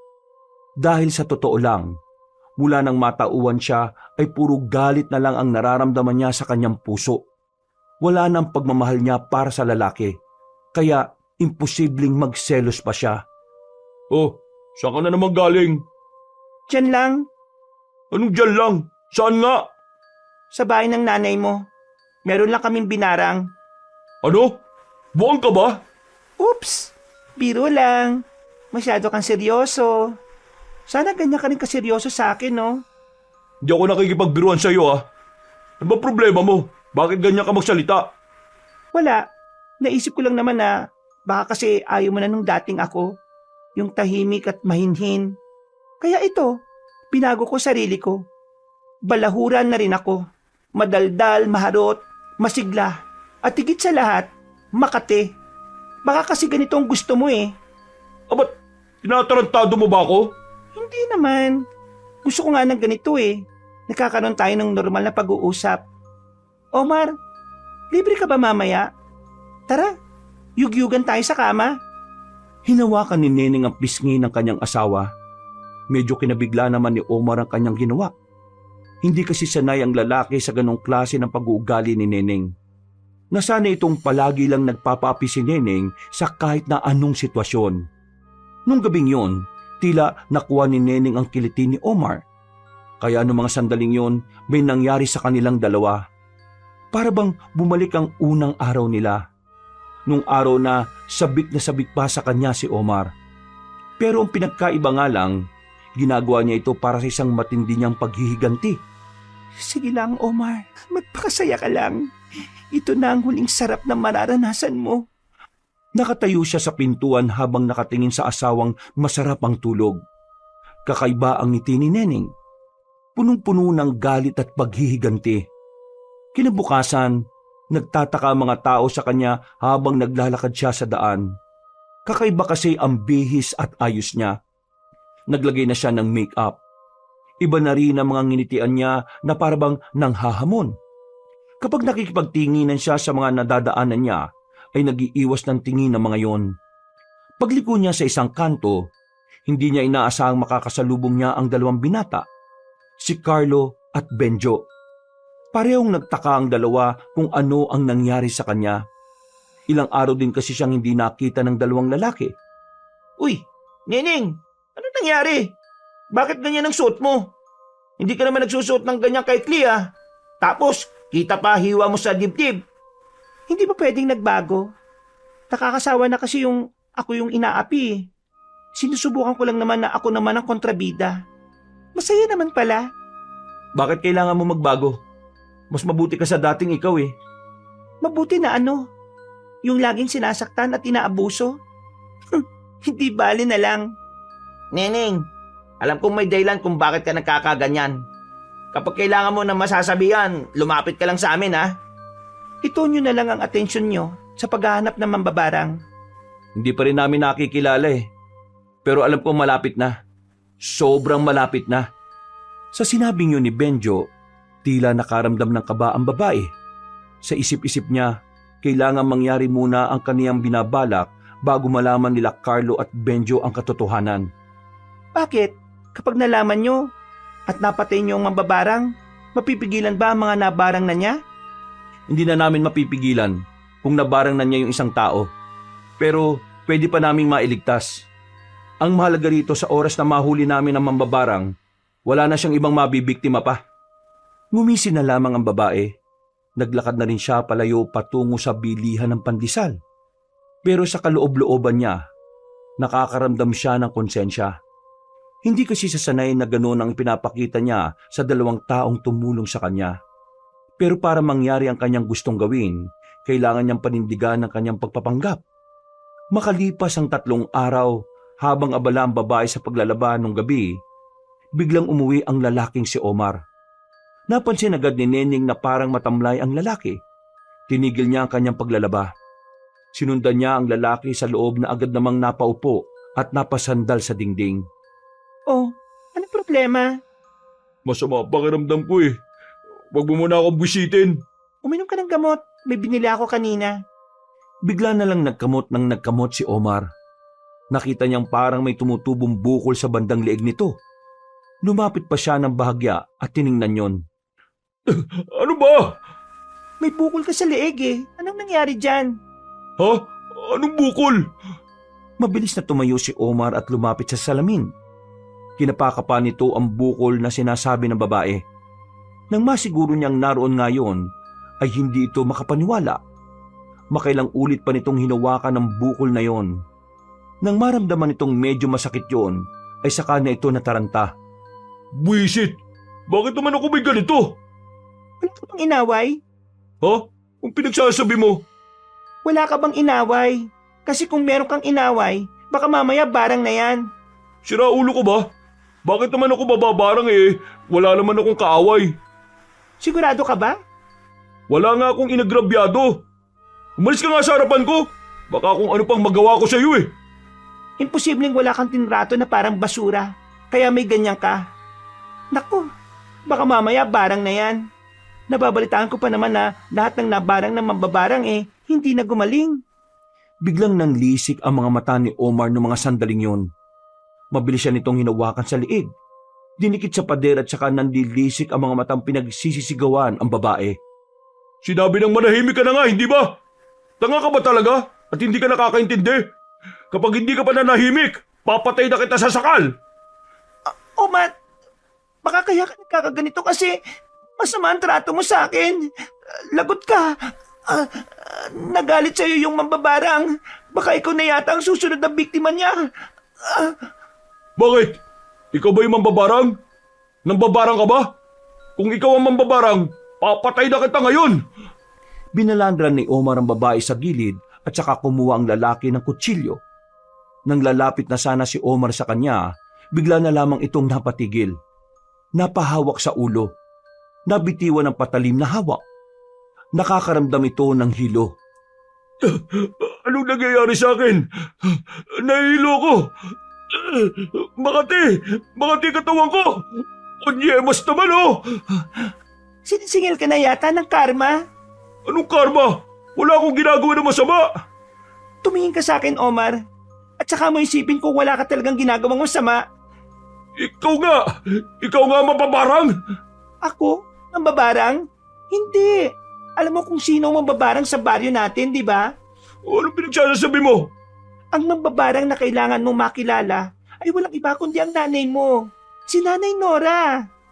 Marang napangat ng tingin si Omar sa kanya at tila inalam kung totoo ba ang sinasabi ni Neneng.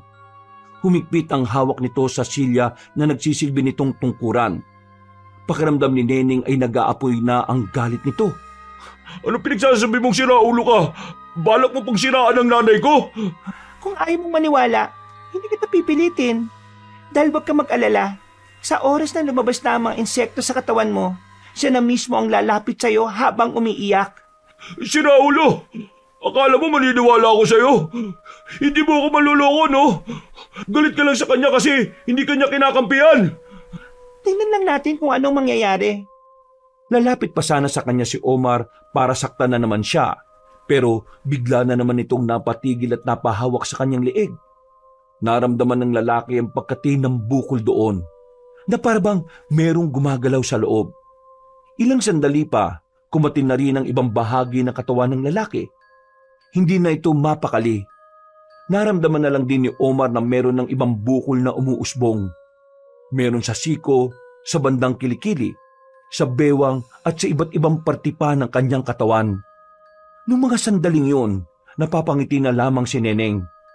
Nakikita na kasi niya na unti-unti nang tumatalab ang barang na ginawa ni Aling Nora, na sana ay sa ibang tao mapupunta. Pero si Omar ang nagdurusa. Ibang tao dapat ang nasa kalagayan mo ngayon eh. Pero naisip ko na mas maganda siguro kung ang ginagawa ng nanay mo sa'yo mangyari. Para naman maramdaman niya kung ano ang nararamdaman ng pamilya ng mga biktima ng barang. At para na rin magamit ko ang kakayahan ng nanay mo para magantihan kita sa lahat ng kahayupan mo. Visit ka, Neneng. Pinlano mo ang lahat ng ito. Oo, planado ang lahat ng ito. Pinaniwala ko ang nanay mo na gusto ko ang ginagawa niya.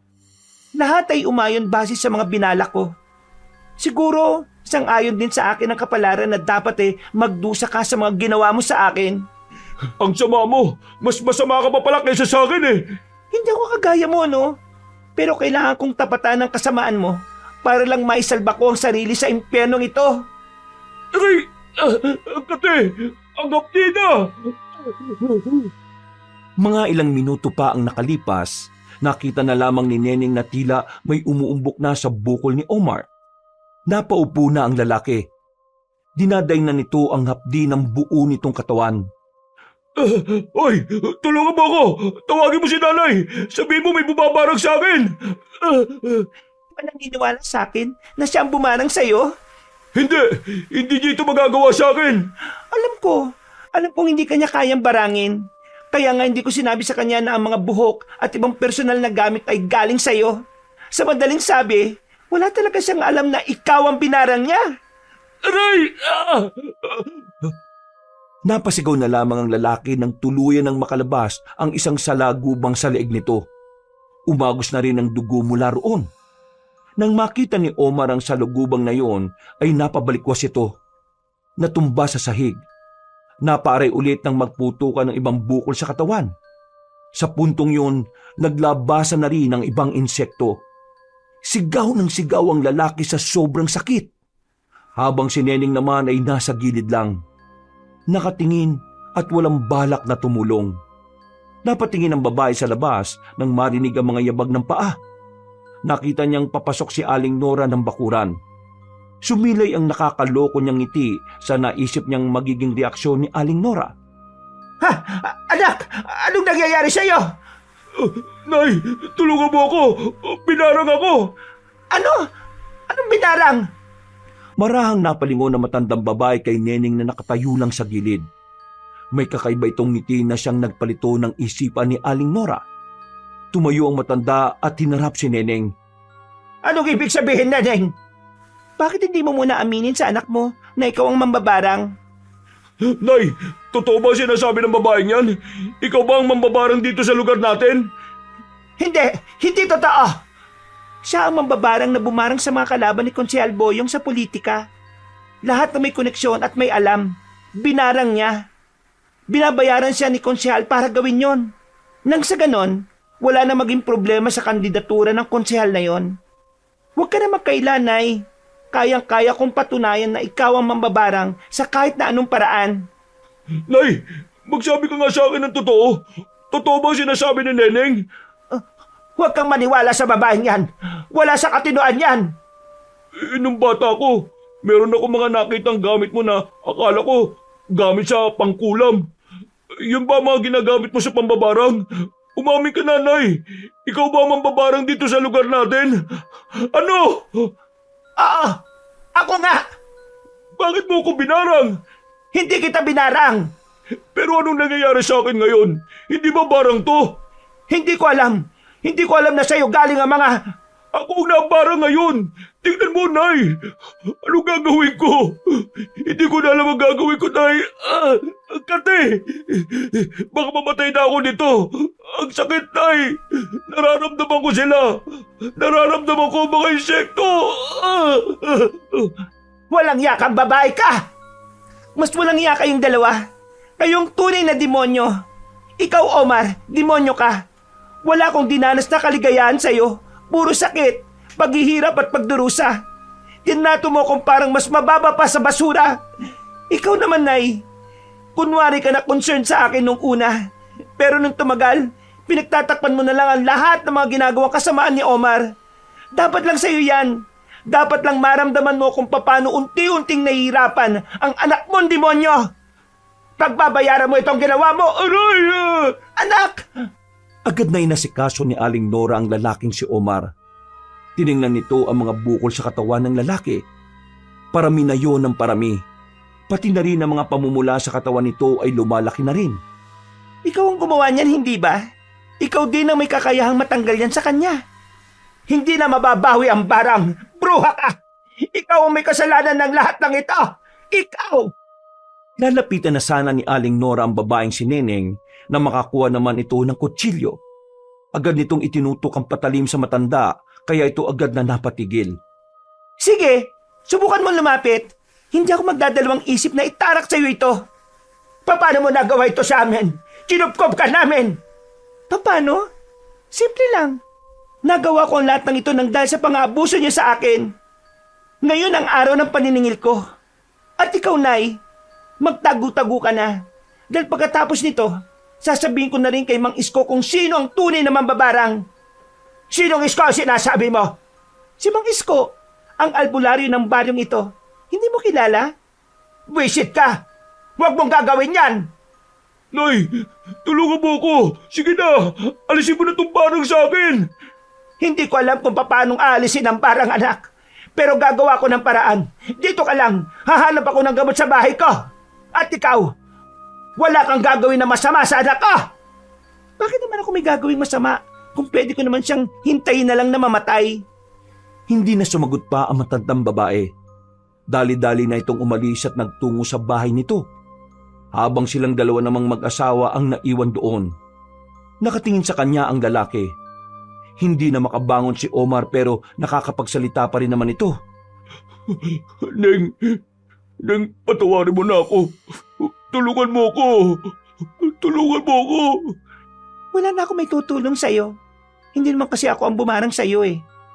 Magpatulong ka sa nanay mo. Ganyan ba talaga kalaki ang galit mo sa akin? Kaya mo nagawa to? Oo, sobrang laki ng galit ko sa'yo. Sa sobrang laki, gusto ko kahit kaluluwa mo mamatay na rin. Mula na magsama tayong dalawa, wala kang ibang pinarana sa akin kundi paghihirap. Ginagawa mo lang akong palipasan oras at parausan. Kahit na kailan, hindi mo ipinaramdam sa akin na asawa mo ko. Hindi ko naramdaman nakakampi kita sa lahat. Hindi mo ako masisisi kung ang nararamdaman ko na lang ngayon ay galit at wala ng pagmamahal.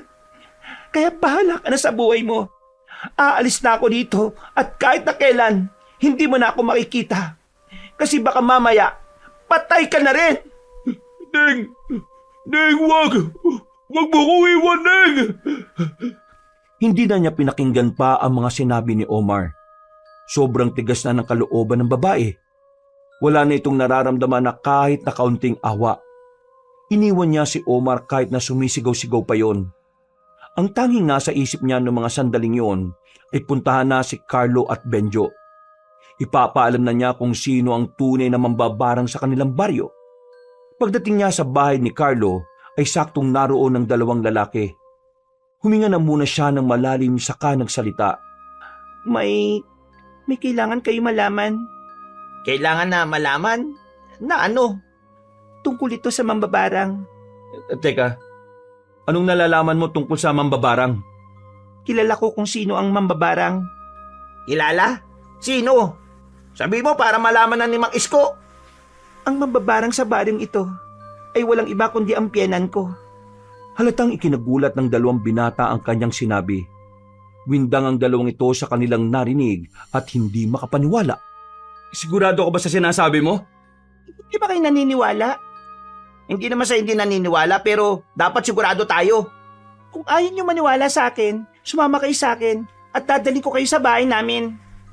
Nagkatinginan ng dalawang lalaki. Nauna nang naglakad si Neneng at sumunod naman sina Carlo at Benjo. Pagdating nila sa bahay, inabutan nila si Aling Nora na inaasikaso si Omar. Noong mga sandaling yon, hindi na nakakapagsalita si Omar. Marami-rami na rin ang mga insektong lumalabas mula sa katawan ng lalaki. Ang iba pang insekto ay palipad-lipad na sa loob ng bahay. Aminin mo sa kanila na ikaw ang mambabarang. Ano? Tita, totoo ba na kayo ang mambabarang? Magsabi kayo ng totoo, Manang. Bigla na lamang itong kumuha ng patalim at agad na itinutok sa kanila. Napadistansya habang lumalapit si Aling Nora. Nang makakuha ng pagkakataon na matanda, ay dali-dali na itong tumakbo palabas ng bahay.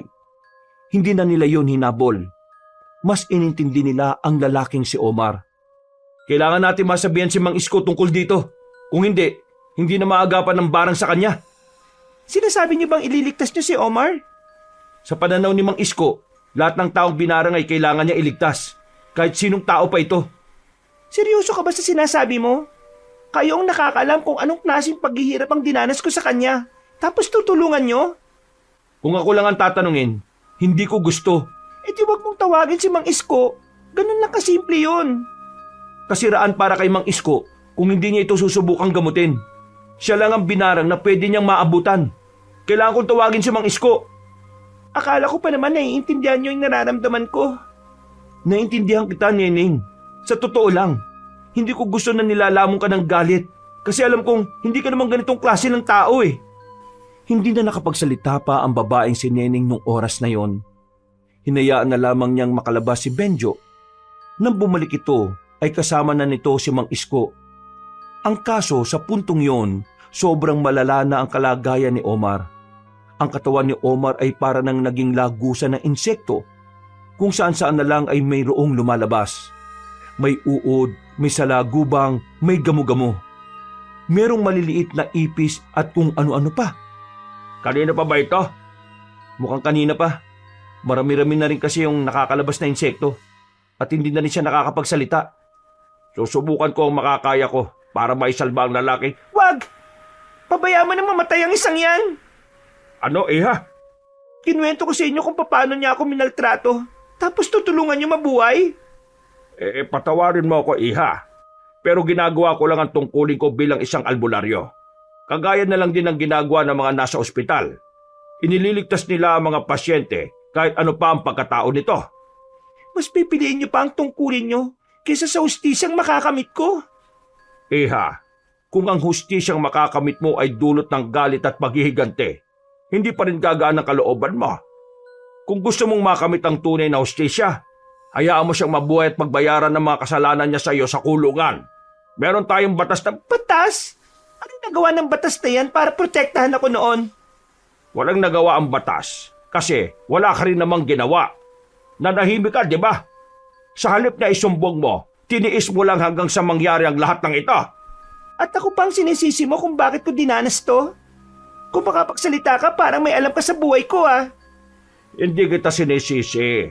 Sinasabi ko lang na may kasalanan ka rin sa sarili mo. Sige na, gagamutin ko na siya.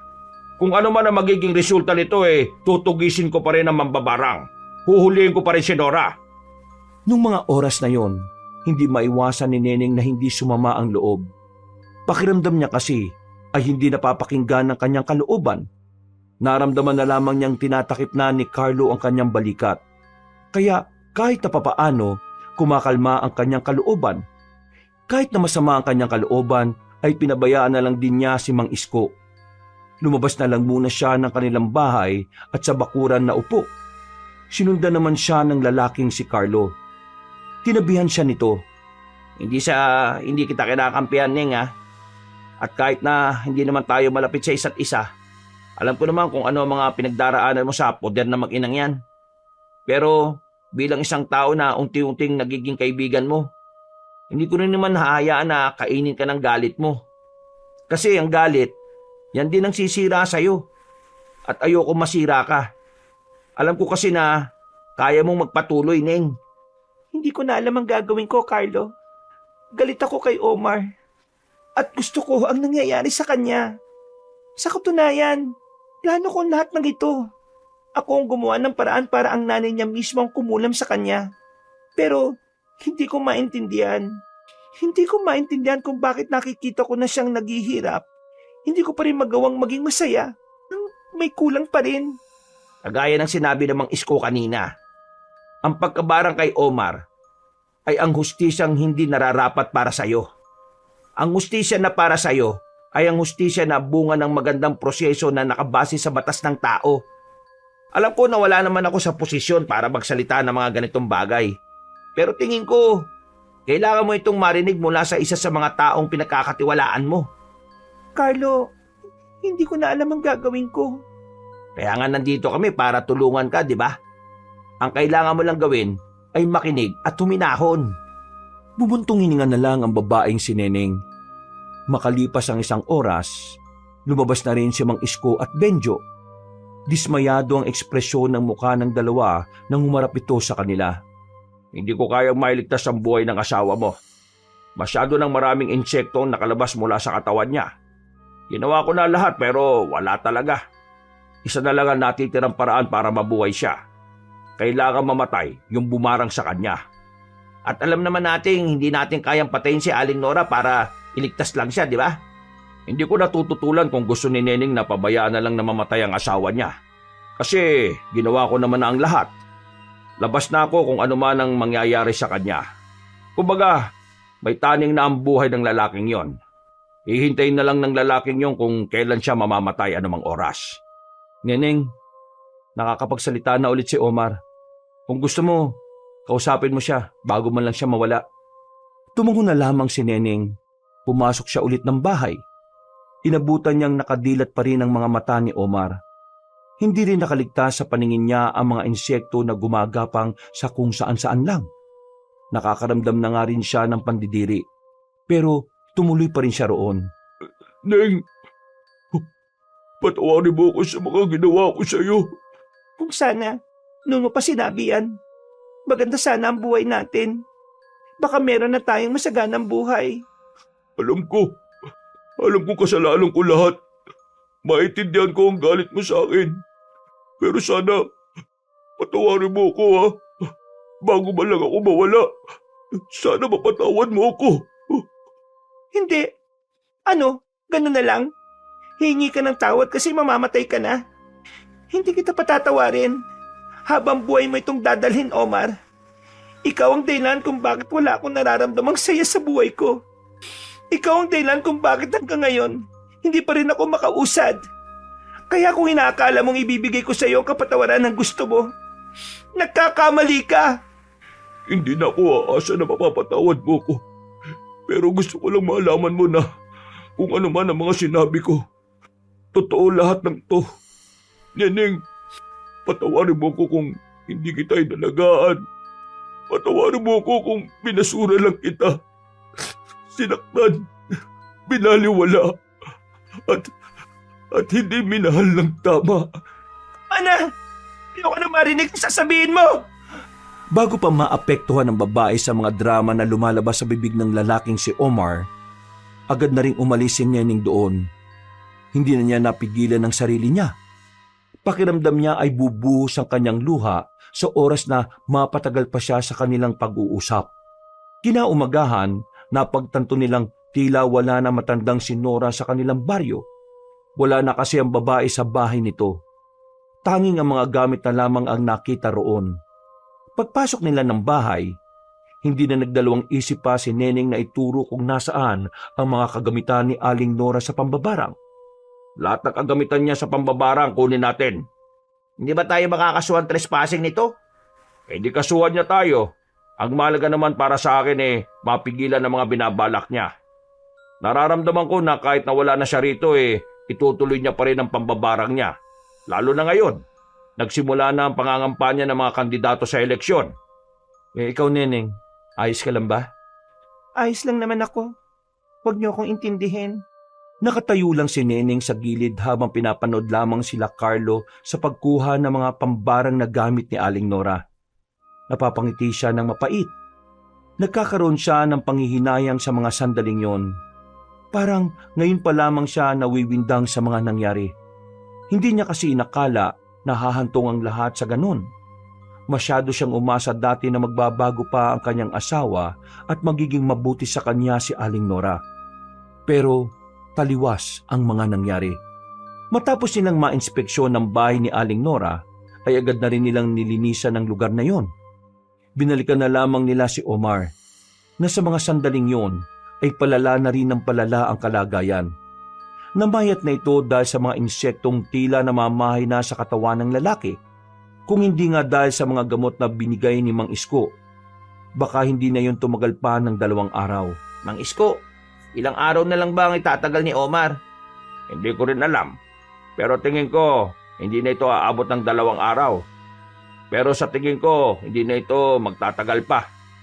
Sa kalagayan niya ngayon, masasabi kong nasa critical na sitwasyon na siya eh.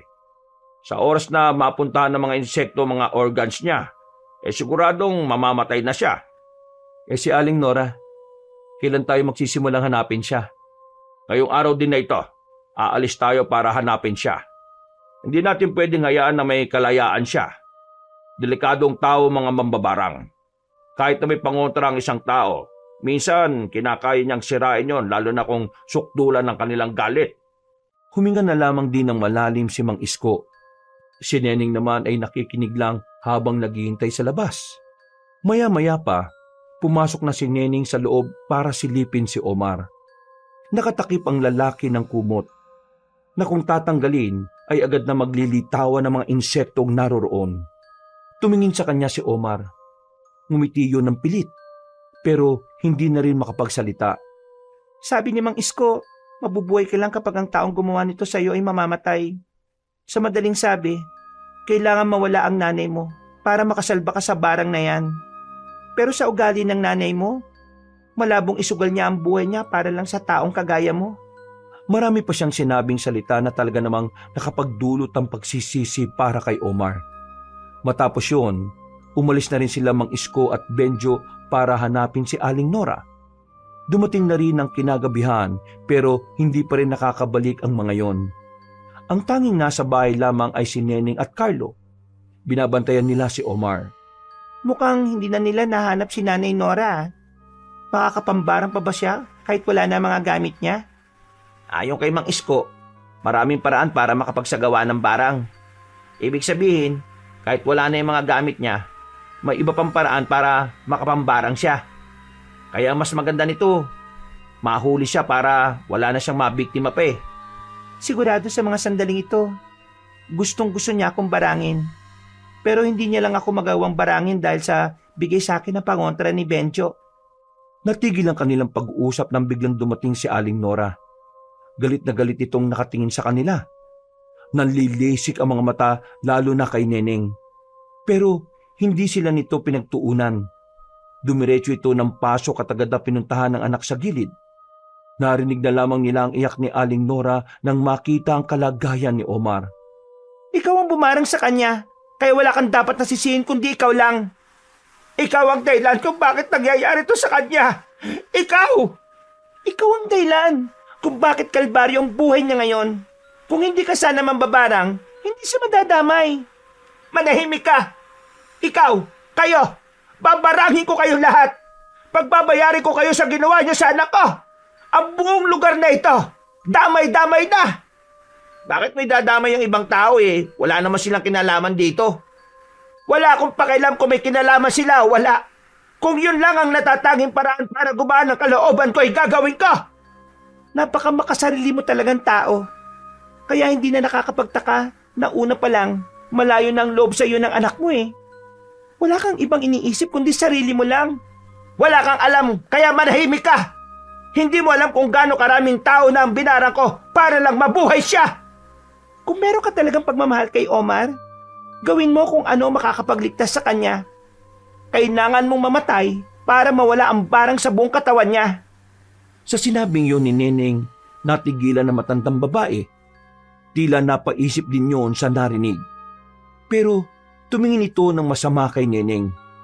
Makikita ang matinding galit sa mga mata nito. Hindi ako tanga para maniwala sa iyo! Umiling-iling ang matandang babae at saka naglakad na rin yun paalis. Balak sana nilang hulihin si Aling Nora pero hindi nila ginawa. Nababahala kasi sila na baka malason sila sa oras na hawakan nila yon. Kinabukasan din ng gabi, nagkaroon ng sunod-sunod na kaso ng pambabarang sa kanilang baryo. Kahit na ang mga wala namang kinalaman ay nadamay. Noong mga sandaling yon ay nataranta si Mang Isko. Isinama na nga rin ito sa baryo nila ang mga kakilala nitong albularyo. Tulong-tulong nilang ginamot ang ibang mga biktima ng barang. Pero kahit na anong gawin nila, hindi na makakaligtas ang mga yon kagaya ni Omar. Bilang na lang din ng mga araw na mga yon. Kung hindi niya ako magagantihan, ibang taong patuloy niyang gagantihan. Kailangan ko lang gumawa ng paraan. Nasa loob sila ng bahay ng Mang Isko nung sandaling yon. Nagtipon sila para pag-usapan kung ano ang pwedeng gawin sa mga biktima ni Aling Nora. Hindi na rin kasi talaga biro ang bilang ng mga nababarang. Anong gagawin mo? Kung kinakailangan kong patayin siya para mailigtas lang ang mga taong biniktima niya, gagawin ko. Kung gagawin mo yan, magbabayad ka sa batas ng tao. Mababahiran ng kasamaan ng mga kamay mo, Neneng. Handa ako magbayad kung ano man ang magiging kapalit. May kasalanan ako sa mga nangyayari, kaya gagawin ko lang ang tama. Kinuha ni Neneng ang itak na nakasabit sa likuran ng pinto. Tumakbo ito palabas. Agad naman siyang hinabol ni Carlo para sana pigilan. Kailangan ko itong gawin. Hayaan niyo ako. Pero hindi ka naman mamamatay tao eh. Makakaisip pa tayo ng ibang paraan. Wala nang ibang paraan. Hayaan niyo siya sa gusto niyang gawin. Pero Mang Isko, Tama ka, Mang Isko. Kung hahayaan ko lang mamatay si Omar ng ganun lang, hindi ko pa rin makakamit ang hustisya. Kailangan niya magbayad sa batas ng tao. wala nang nagawa pang dalawang binata sa desisyon ni Neneng. Pero sinundan pa rin nila yon. Nang makarating na sila sa kagubatan, tumigil sila sa harapan ng isang maliit na kuweba. Doon nakita ni Neneng noon ang kanyang biyena ng palihim. Kaya naman malakas ang kanyang kutob na naroon ng mga oras na yon na matandang babae. Marahan silang naglakad sa loob. Sa labas pa lang, nakikita na nilang may liwanag sa loob. Isa lang ang ibig sabihin nun. May tao nga sa kuwebang yon. Hinawakan ni Neneng ng maigpit ang itak. Handang-handa na siya sa gagawin niya kahit na alam niyang hindi tamang pumaslang ng tao. Pagdating nila roon, hindi na nila naabutang buhay ang matandang babae. Nakita nilang nakabitin na si Aling Nora. Napapailing na lamang ang dalawang lalaki. Hindi kasi nila inakalang yon ang kanilang daratnan. Sa gilid, merong sulat na nakalagay. Binasa yun ni Benjo. Nakalagay sa sulat na to na ginawa niya yan para mailigtas ang anak niya. Mukhang napagtanto niya na ito lang din talaga ang tanging paraan para mabuhay si Omar. Hindi malaman ni Neneng kung ano ang kanyang mararamdaman. Galit siya sa matanda, pero hindi niya magawang maging masaya sa pagkawala nito. Hindi rin naman niya magawang magdiwang dahil buhay si Omar. Gulong-gulo na rin siya sa mga nangyayari. Ang tanging iniisip na lamang niya ay nakaligtas na rin ang iba pang mga binarang. Mahigit 1 linggo ang nakalipas, unti-unting gumagaling ang mga biktima. Kasama na roon si Omar na sa mga sandaling yun, nagawa na ring malinisan ng mga albularyo ang katawan. Nawala ang mga insekto sa katawan nito. Nagagawa na rin makapagsalita ng lalaki. Ang kaso nga lang, dahil sa mga lumabas na insekto, nag-iwan yun ng mga butas sa katawan na patuloy pa rin ginagamot. Sigurado ka na ba talagang hindi mo siya kakausapin bago man lang siya umalis? Hindi ko alam kung ano pa ang dapat namin pag-usapan. Kung hindi mo pa ramdam na mag-usap kayo, ayos lang. Palamig ka muna kung saan ka pupunta. Sigurado ka bang kaya mo sa Maynila? Oo naman. Doon naman din ako galing eh. Tumango na lamang sa kanya ang dalawang lalaki nang dumating na rin ng bus ay agad na rin siyang sumakay. Ngumiti at kumaway na lamang siya kay Carlo at Benjo.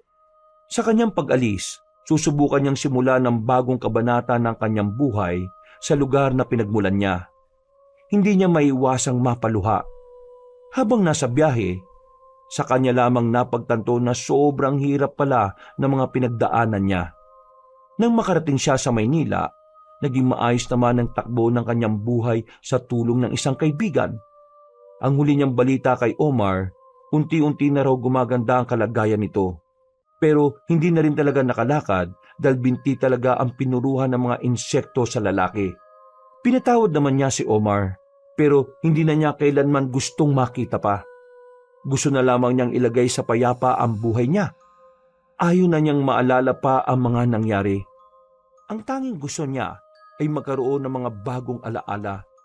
Mga alaala na muling hihilom sa kanyang katauhan na sinira ng nakaraan. Wakas,